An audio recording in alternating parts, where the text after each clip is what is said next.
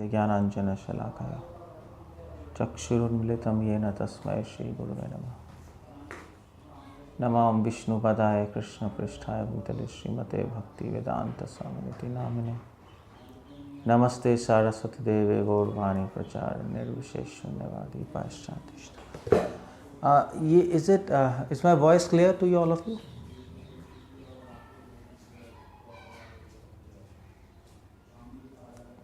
Yeah, it's clear at times, but then it just fades away. No, well, okay. So now it's clear. I don't know what's happening. Yeah, okay, should be okay. Okay, fine. Okay, so we are talking about history of Gaudiya Vaishnavism, and this is we all know what's Gaudiya. I mean to say, yeah, we are all Gaudiya Vaishnavas. That's one thing. But Srila Prabhupada defines this word Gaudiya in Chaitanya Charitamrita based on the teachings of his own spiritual master Bhaktisiddhanta Saraswati Thakur. And Bhaktisiddhanta Saraswati Thakur, he gave the meaning of this word Gaudiya, why we are called Gaudiya. That's very important to understand first. And then exactly what happened in the history of Gaudiya Vaishnavism, how there were like ups and downs, or let's say dark periods, dark ages in the history of Gaudiya Vaishnavism. And the question is, why did we have those dark ages? And obviously the next question is, what's the use of understanding about the history of Gaudiya Vaishnavism?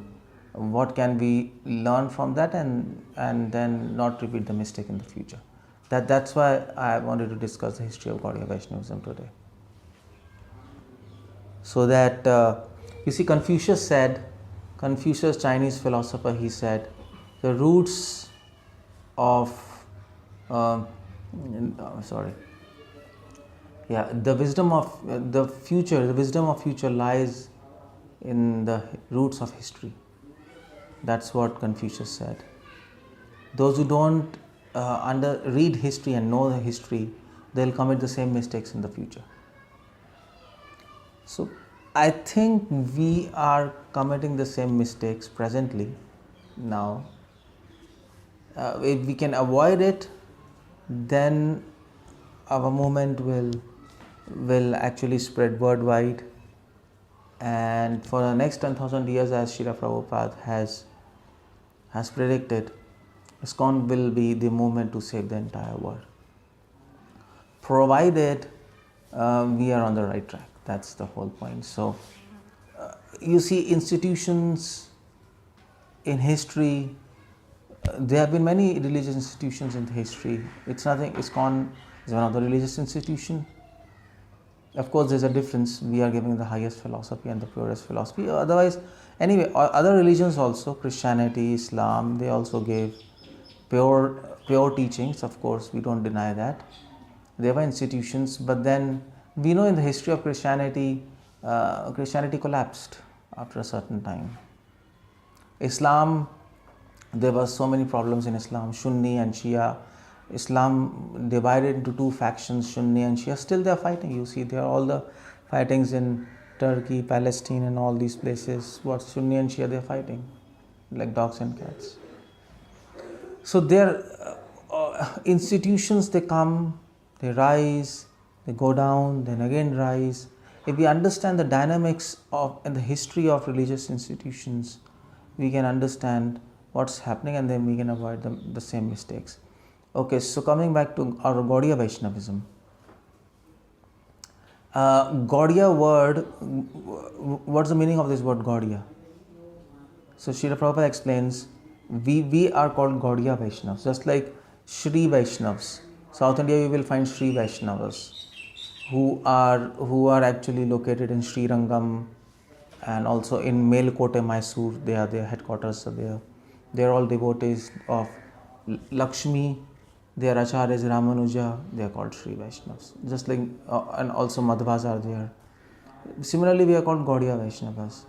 Now, this word Gaudiya is related to location. At that time, 500 years back, there was no Andhra Pradesh, Tamil Nadu. It was not like that.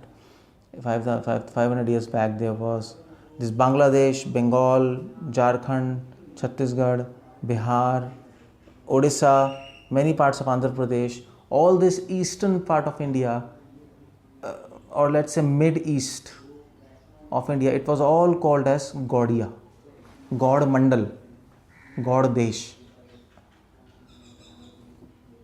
So that is why we are called as Gaudiya, because a moment Mahaprabhu came there, all the devotees were born in those areas, and because that Vaishnavism arose from that place, God, from the mid-east part of India, that's why we are called as Gaudiyas. One meaning is this.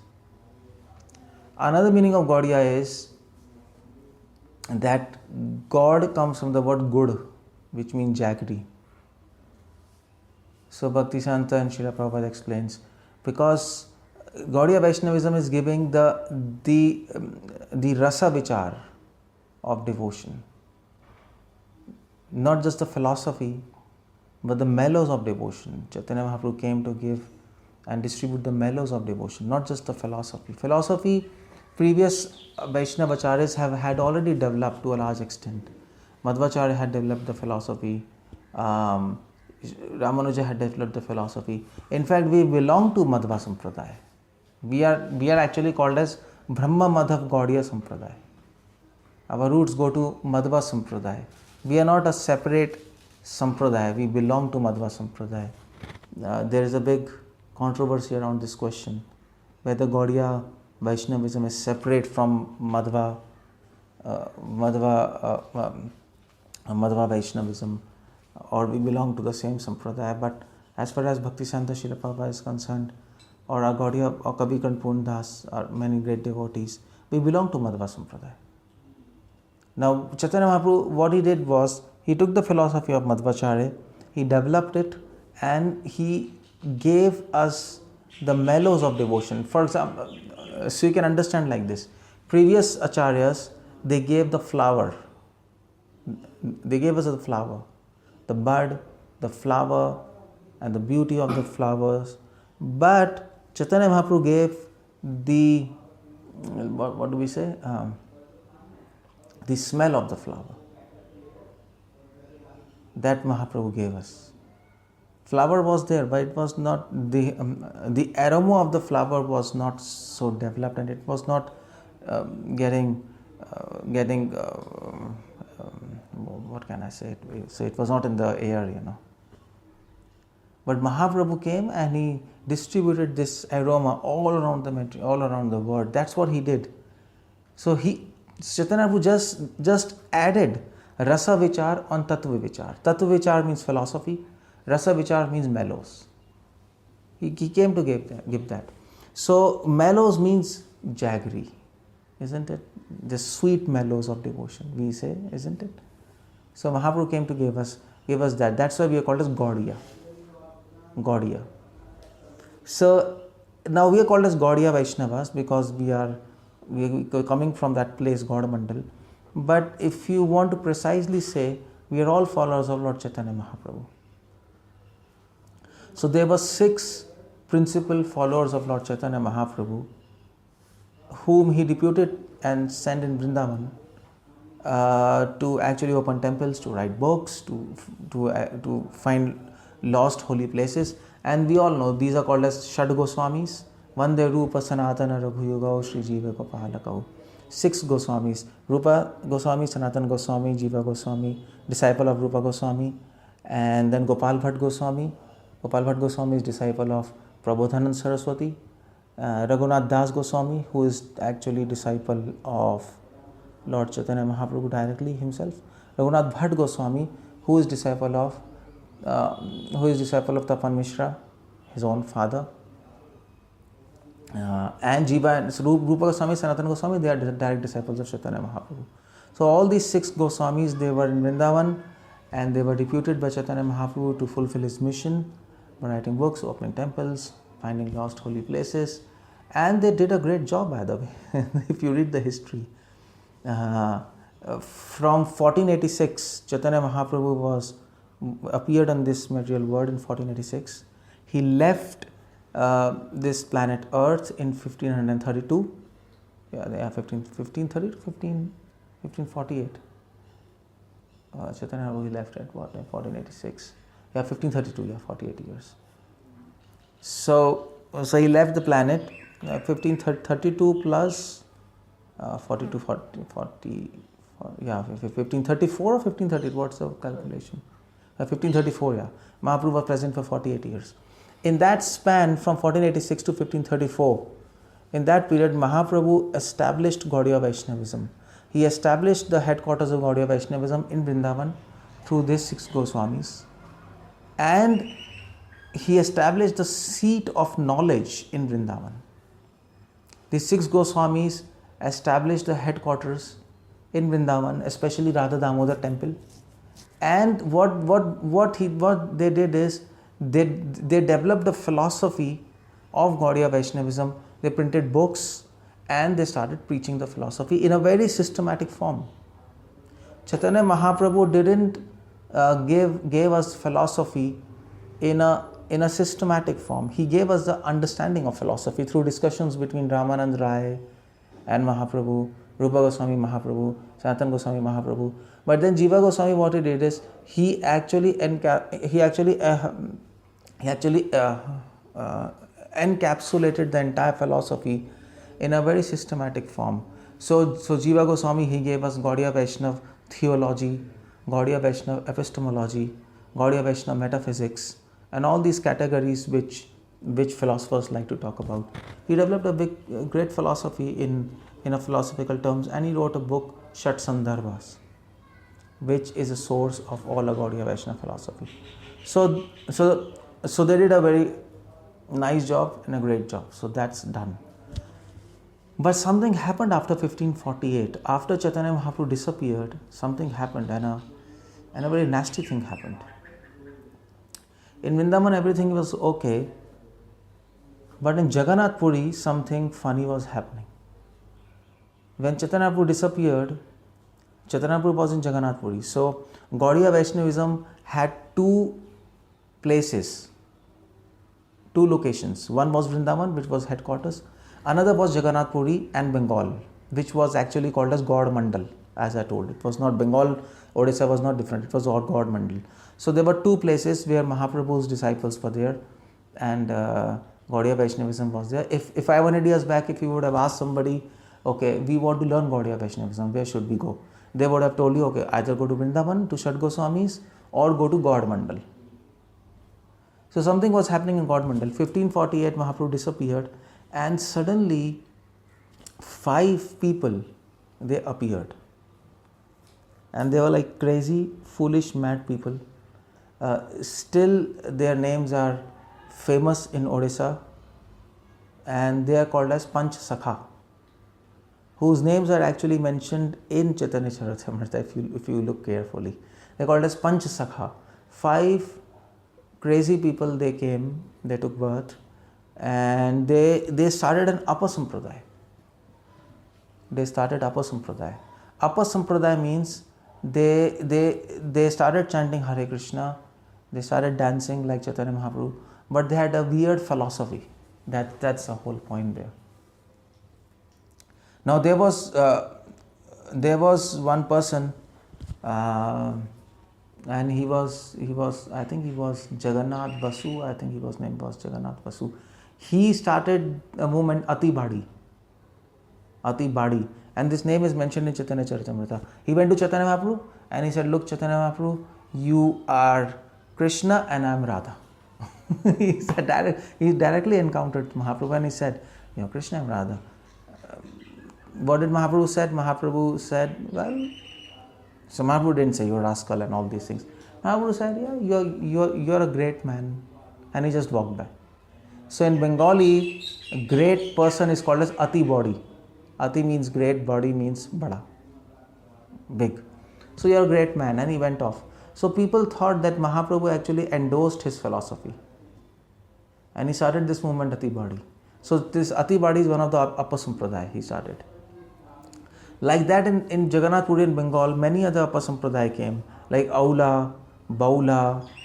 So Baula people said, the aim of life is to just dance and actually chant Hare Krishna and be mad in Krishna consciousness, and then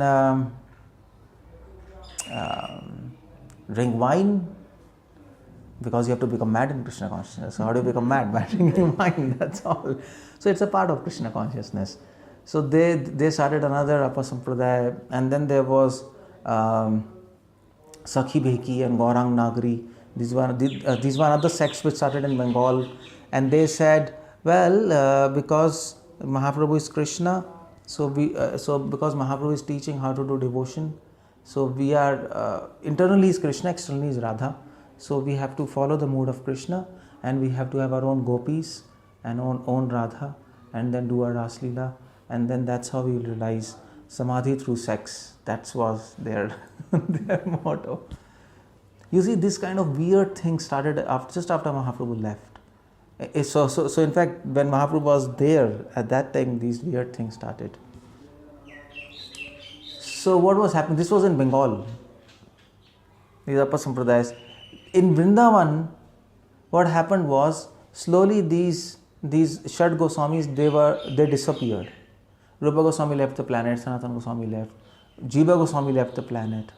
When all 6 Goswamis disappeared in Vrindavan, what happened was, even in Vrindavan, these upper sampradayas, they came, and the people started doing weird things. People were dancing, chanting, and no philosophy. People, all those Shad Goswamis, they developed a deep philosophy and a school and a headquarters. Everything crashed just after their disappearance.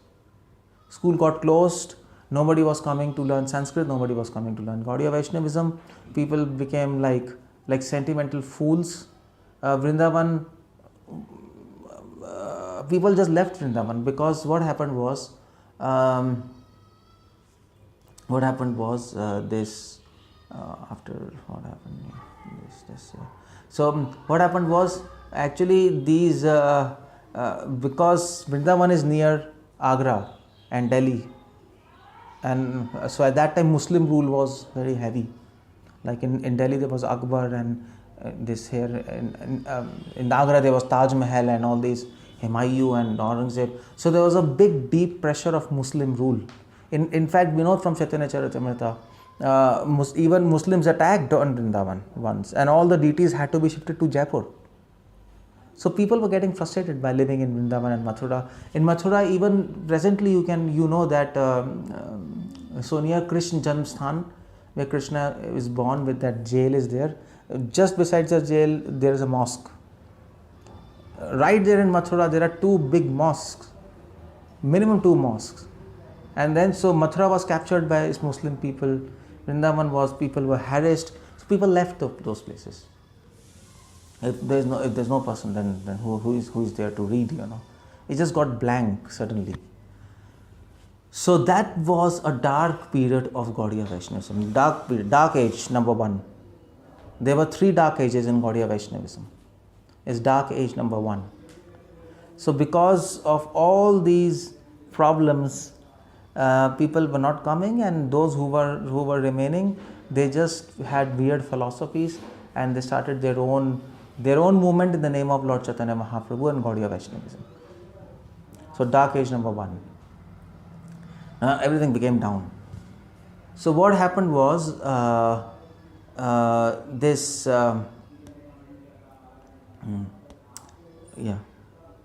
So simultaneously in Bengal, but there was some preaching going on in spite of all these things. Narottam Das Thakur, Srinivas Acharya and Shyamanand Pandit, 3 disciples of Jiva Goswami, they were deputed by Jiva Goswami to go to Bengal and preach Gaudiya Vaishnava philosophy.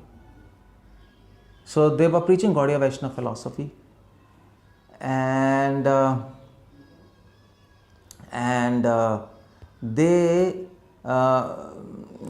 were doing the best, but still they couldn't stop all these upper sampradaya things. They couldn't really stop, and slowly they also disappeared. And Gaudiya Vaishnavism was lost.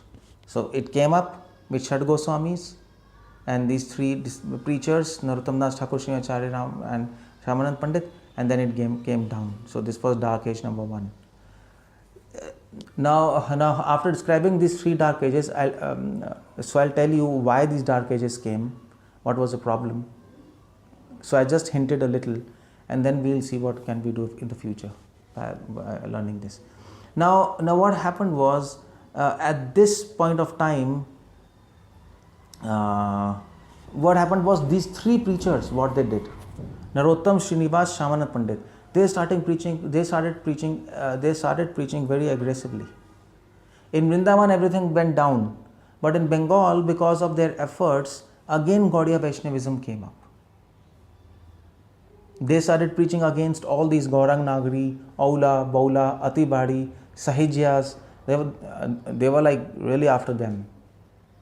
And by their endeavors in Bengal and Odisha, so in Gaud Mandal, Gaudiya Vaishnavism didn't really go down. It went down for some time and then it came up. So these people, they actually upheld, after Chaitanya Mahaprabhu, after Dark Age number 1, these 3 preachers, Narottam, Srinivas, Shyamanand Pandit, they were responsible for actually bringing up Gaudiya Vaishnavism, at least in Bengal. In Vrindavan was lost. So at least in Bengal it came up. But after they left, again there was a dark period, and that is called as Dark Age number 2. Dark Age number 2. I don't need this. There's a lot of voice. So this is called as Dark Age number 2, where again Gaudiya Vaishnavism went down. So in Vrindavan already Gaudiya Vaishnavism was lost. Now even in Bengal Gaudiya Vaishnavism was lost because they disappeared. There is no preacher. There were disciples of Narottam Das Thakur, Srimacharya, Shyamanand Pandit, but they were not so powerful to actually stop all these Sahijas and Upper Sampradaya people. They were not so powerful. So it again went down. So this was Dark Age number 2. But this Dark Age was different from the previous Dark Age. In previous Dark Age, there were many weird sampradayas. They were just going up. But in this Dark Age, after Narottam, Srinivas and Shyamanand Pandit, what happened was there was proliferation of course, this Upper Sampradayas increased. But more so what happened was there was confusion in philosophy in Bengal. Narottam Das Thakur spoke something, but people misinterpreted it. People actually made Gaudiya Vaishnavism into a movement of dancing and singing. Pretty much that was all. So Gaudiya Vaishnavism became sentimental. People left philosophy. So of course there was a weird philosophy first of all, and now it was just dancing and singing, that's all. So it just collapsed. This was Dark Age number 2. Now in this Dark Age what happened was, then came a personality, Vishwa Chakravarti Thakur and Baldev Vidyabhushan. Now Vishwa Chakravarti Thakur, he was actually disciple of Narottam Das Thakur. Narottam Das Thakur, who was actually one of the preachers who actually brought Gaudiya Vaishnavism up in Bengal, he had a disciple, Krishna Charan Chakravarti.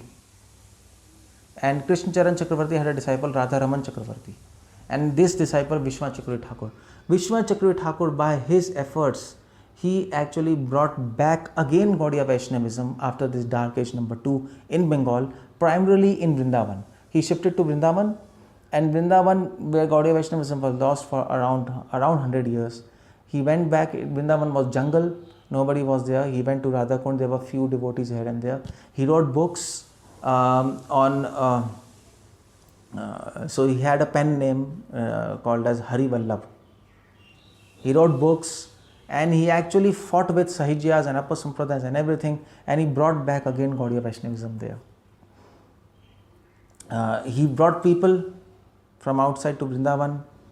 He taught them. Him and his disciple Baldev Vidyabhushan, they actually they actually worked very hard to bring Gaudiya Vaishnavism back again. So this was Dark Age number 2. So after Dark Age number 2, Vishwanath Chakravarti Thakur, Baldev Vidyabhushan, they brought back again Gaudiya Vaishnavism. But after Vishwanath Chakravarti Thakur and Baldev Vidyabhushan, they left. Again Gaudiya Vaishnavism went down. No, that's crazy, you know. You see, again we are coming up and going down. See, it's Kali Yuga, it's very forceful. And Mahaprabhu's message is very high, and to imbibe that it's difficult. So people forgot that. And what happened was, again it went down. But now Gaudiya Vaishnavism went down due to a very different reason. Dark Age number 1 happened due to uprise of upper sampradayas, weird philosophy. Dark Age 2 happened because of sentimentalism, singing and this and that, and that's all, no philosophy. Dark Age number 3 now, after Vishwanath and Baldev, what happened was Britishers were there. There was British Raj. At that time there was Mughal Raj, but we know history, you know, British Raj came. And with British Raj came modern education. And due to modern education, people lost interest in Sanskrit and philosophy and religion. And thus, people just left interest in Gaudiya Vaishnavism. Everything collapsed again. And then, this was Dark Age number 3. But to then again pick it up, 3 personalities they came, Bhaktivinoda Thakur, Bhakti Siddhanta and Srila Prabhupada, who actually again picked up Gaudiya Vaishnavism and then again brought the glories of Vrindavan back, Mayapur back. We know the history about that. All this by Bhaktivinoda Thakur books, Bhakti Siddhanta Thakur's preaching and Prabhupada's efforts.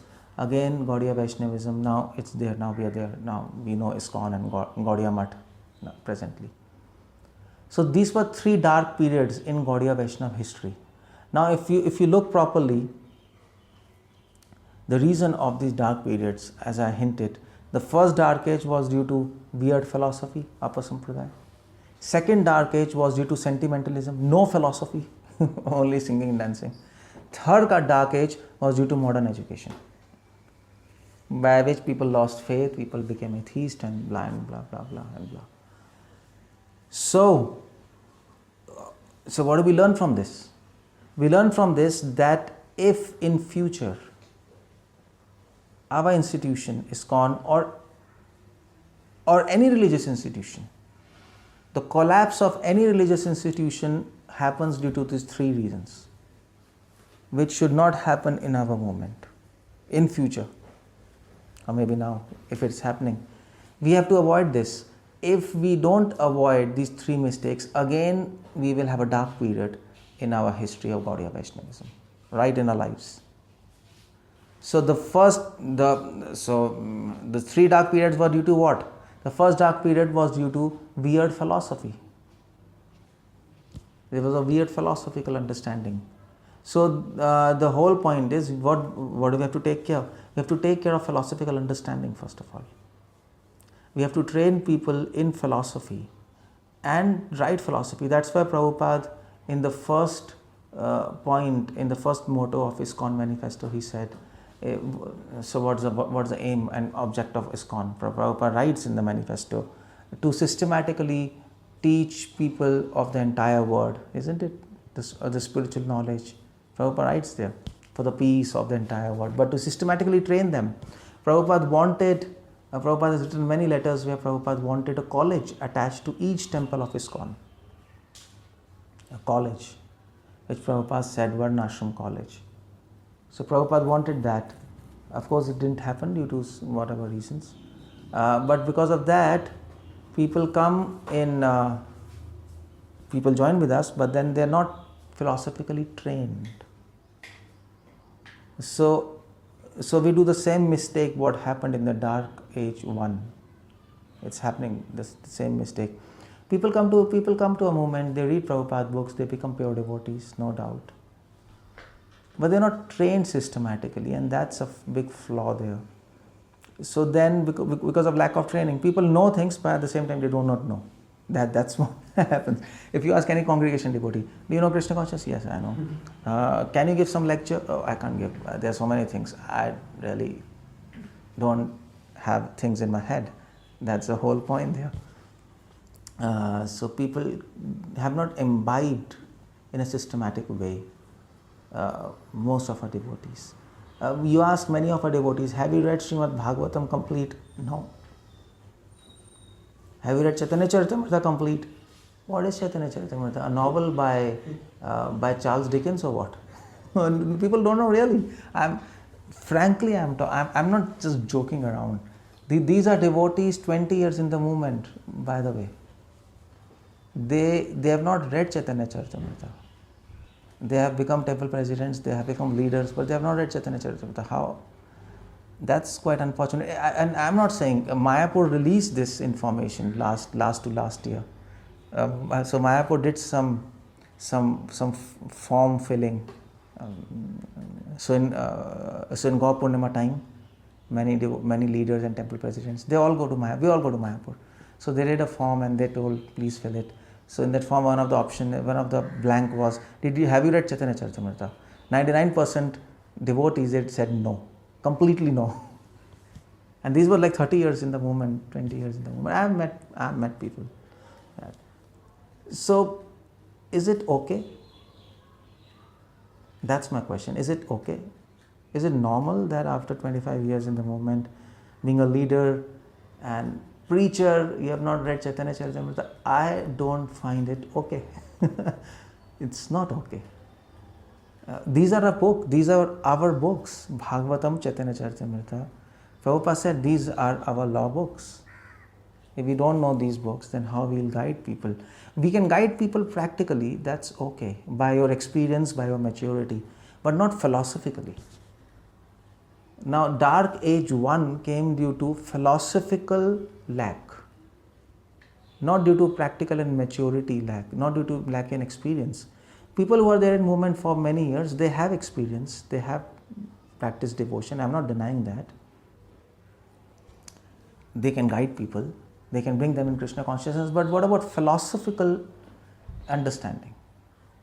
That's philosophical, because of philosophical immaturity, Gaudiya Vaishnavism came down. There was dark age number 1. So we should not actually repeat the same mistake. We have to bring back this, let me say, philosophical culture in our movement back. We have to talk about philosophy, and that's why I chose this topic, the history of Gaudiya Vaishnavism, because I have been repeatedly telling, philosophy is linked with history. You can't divorce philosophy from history. You see, now I'm telling you history, now you understand the importance of philosophy, am I right? If I just tell you philosophy, you'll just get bored. What's happening? Let's do some kirtan, bhajans, Prabhu. But no, there's a now I tell you history, now you understand, oh my God, it was so important, philosophy. Otherwise, if we don't have philosophical understanding, we again go into the risk of actually giving birth to a lot of sahajyas. Again, ati badi, aula baula, weird philosophies will come up. And in fact, many weird philosophies have already come up and they have again gone down. We have actually fought with them. People have weird ideas all around us, and things are happening. It's little chaos, but we can prevent it. It's so simple. At least individually, okay, if not globally and institutionally, individually every one of us can read Prabhupada books. And from there we get philosophy. This is as simple as that. Ocean has so much water, but what happens? But what happens? But there's a saying. What do we say? Drop, and then there's an ocean. It has millions of drops, but then there's a drop. Isn't it? So every drop counts. So we are a drop in the ocean. If we do our work, then things can improve. So what we have to do, we have to read Prabhupada books. Please bring this culture of reading Prabhupada books in your Sangha, and you can inspire others in other Sangha. Individually, at least we can read Prabhupada books. That's very important. And try to understand philosophy and discuss philosophy from Prabhupada books. Not just pastimes. Pastimes you can do, that's very nice. That's very relishing. But But philosophy we must discuss. Prabhupada has given deep philosophy in his books. There is no dearth in that. You don't have to read Acharya's books, you don't have to go to previous Acharya's books. If you can read them, that's great, but Prabhupada books are philosophy and very deep if you read carefully. Chaitanya Charitamrita, Bhagavatam, they are very deep philosophy, you can read them. Okay, so that was dark age number 1, that was a problem, and that's a solution to avoid it in future. Dark age number 2, that happened due to sentimentalism. People were sentimental. In dark age number 1 there was weird philosophy, dark age number 2 no philosophy. People, Narottam Das Thakur, he brought a wave of singing. Narottam Das Thakur started a style of singing in Gaudiya Vaishnavism which was called as Garand style. Srinivas Acharya started a style which was called as Manohar Shahi style, something, yeah. So these 3 people were singers. They were singing and they were attracting people, but then what happened? People started singing and they lost philosophy. That's what happened. So that was dark age number 2, and it should not happen with us. We can sing and dance, that's very nice. I mean, that's the whole thing of Mahaprabhu's movement, chanting Hare Krishna, Kirtans and singing, but that's not the whole thing. It's a package. It's Kirtans and Shravanam and Kirtanam. You see, that's the whole point. We have Kirtan Mela, we should have Shravan Mela. I'm just saying like that. Why not Shravan Mela? What's the problem with that? Here 24 hours. So then it creates a balance. Even in your personal life should not be Kirtan Mela. Remember that. Many devotees just keep on hearing Kirtans. Yeah, that's very nice, you can hear Kirtans. But you can't really appreciate Kirtans without proper hearing. It's not possible. That's why Bhaktisanta Thakur used to say, Shravan Vina Kirtan Nahi. Without proper hearing, your Kirtan is useless. It just goes here, comes out here. It just becomes entertainment.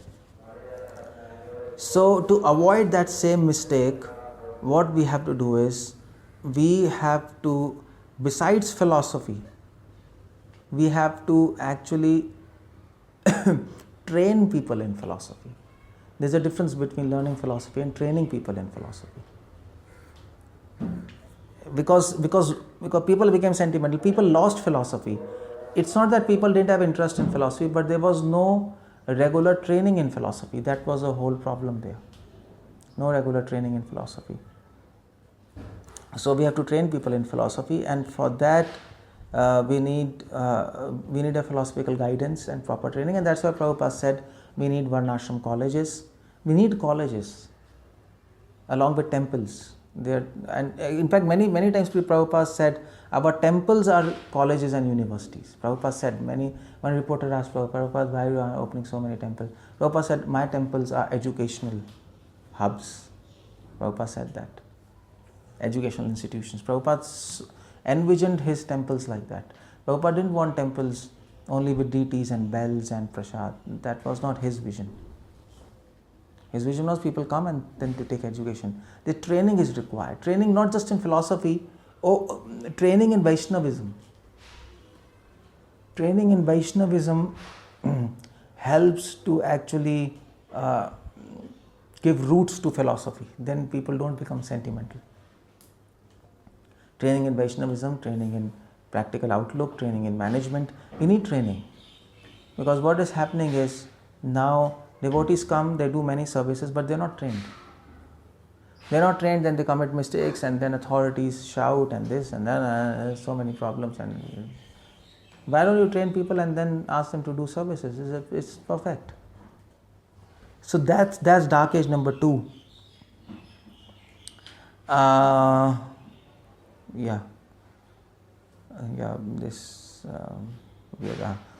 Now the third dark age was due to modern education. So of course, modern education. Now modern education, you see, modern education is largely atheistic. Bhaktivinoda Thakur says, Jeev ko kare gadha. Modern education makes a donkey out of a person. And we know that. It's not that modern education is wrong. there are many good things in modern education, but at the same time, overall, if you see, it's largely atheistic, and it destroys religious sentiments, because modern education is, yeah, we know all these modern, their propaganda is there's no God, everything is by scientific laws and blah blah blah. I mean to say, they could have said there are scientific laws and these laws are made by a lawmaker. that also makes sense. But they don't want to say that. They say these are laws and there is no God and this and that and that. So it's largely atheistic, Darwin's evolution and all these things. So people actually lose faith in God, and due to which Gaudiya Vaishnavism went down. So Prabhupada, Bhaktisiddhanta and Bhaktivinoda Thakur, they were fighting against modern education. Half of their teachings are against modern education. So to avoid this same mistake, Srila Prabhupada said, you open Gurukuls, you open Varnashram societies, you see. Because there is no Varnashram society, people are, our children are getting modern education because they have to get jobs. There is no job, then no money, then no food, then you die. So there's a loop. Prabhupada wanted to break this loop. Prabhupada said, you take farms, you open Varnashram society, open Gurukuls, train our children in Krishna conscious philosophy. Modern education is not required. Make them preachers of God rather than preachers of Satan in modern education. Why to do that?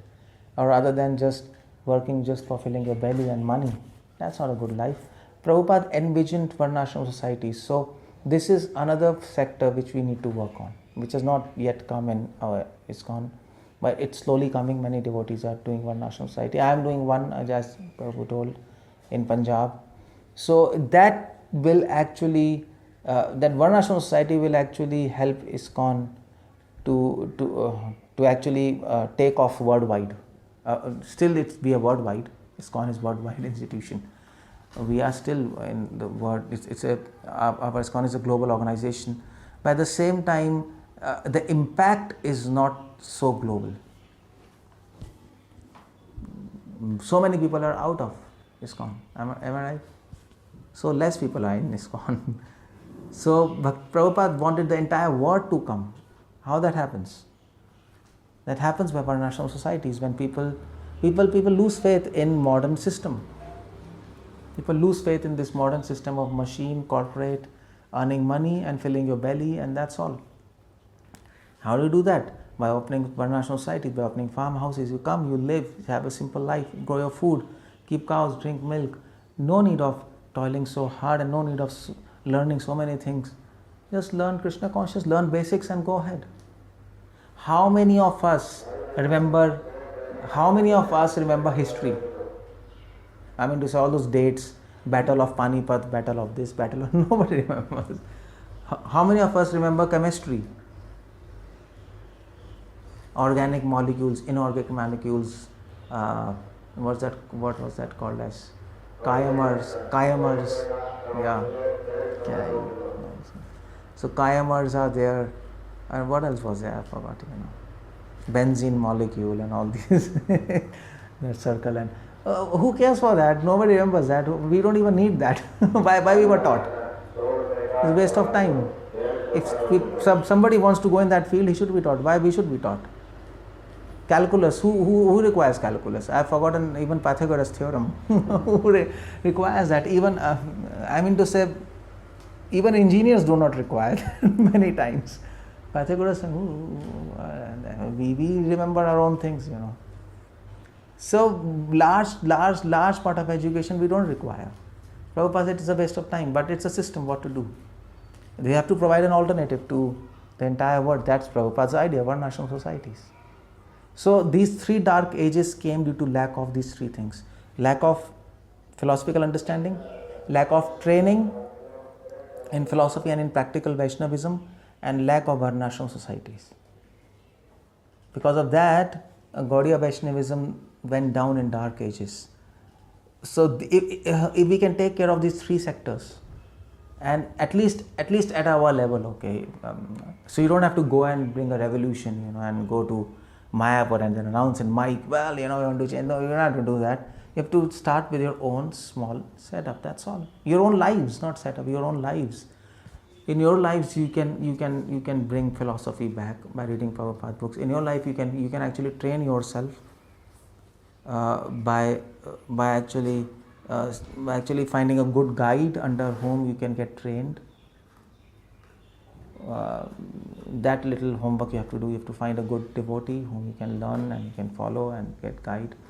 And the third is, if you can shift to farm, do that. As Prabhupada, I think as Prabhupada was telling, we are trying. I don't know. You're trying by Parnational Society, or I don't know.